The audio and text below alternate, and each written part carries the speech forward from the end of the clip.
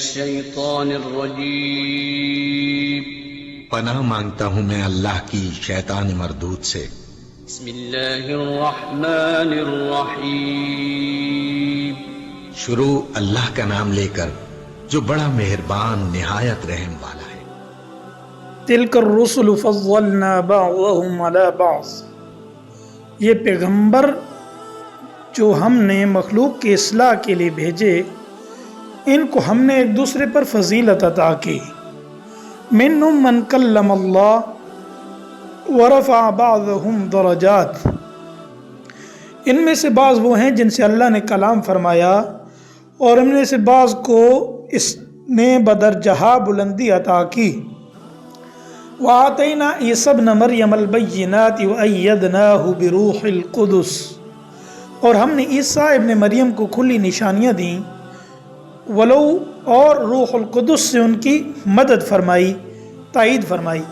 ولو شاء اللہ مقتتل الذین من بعد ما جاءتهم البینات، اور اگر اللہ چاہتا تو ان کے بعد والے لوگ اپنے پاس روشن دلائل آ جانے کے بعد آپس میں نہ لڑتے۔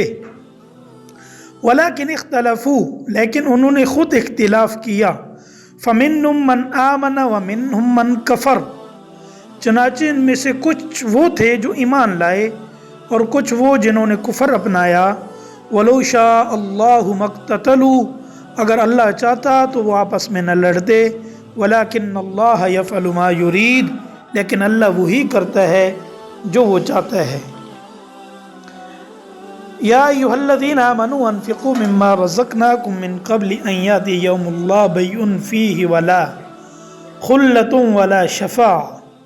یا ایھا الذین آمنوا، اے ایمان والو، انفقوا خرچ کرو، مما رزقناکم جو ہم نے تم کو رزق دیا، من قبل ان یأتی یوم لا بیع، اس دن کے آنے سے پہلے جس دن نہ کوئی سودا ہوگا، ولا خلۃ ولا شفاعۃ، نہ کوئی دوستی کام آئے گی، نہ کوئی سفارش ہو سکے گی۔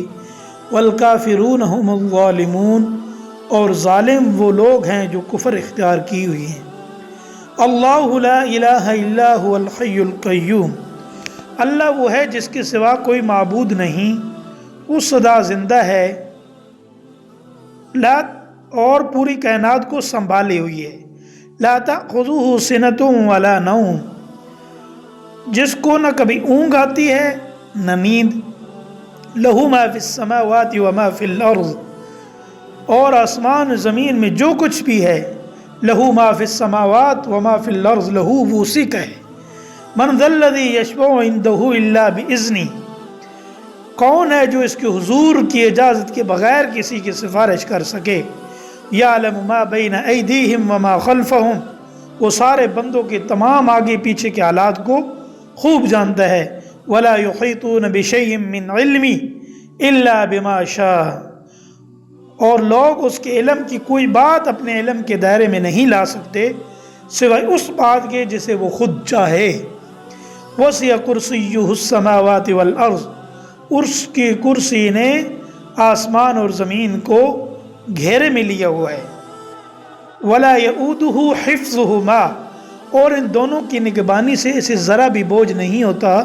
وہو العلی العظیم، اور وہ بڑا عالی مقام اور صاحب عظمت ہے۔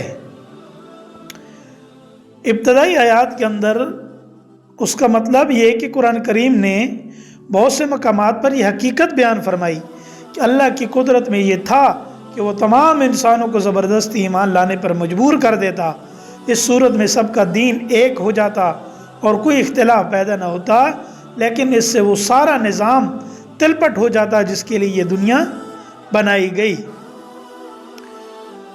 اور انسان کو اس کے لیے بھیجا گیا۔ انسان کو یہاں بھیجنے کا مقصد اس کا یہ امتحان لینا کہ اللہ کے بھیجے ہوئے پیغمبروں سے ہدایت کا راستہ معلوم کرنے کے بعد کون ہے جو اس ہدایت پر اپنی مرضی سے چلتا ہے، اور کون ہے جو اس کو نظر انداز کر کے اپنی من گھڑت خواہشات کو اپنا رہنما بناتا ہے۔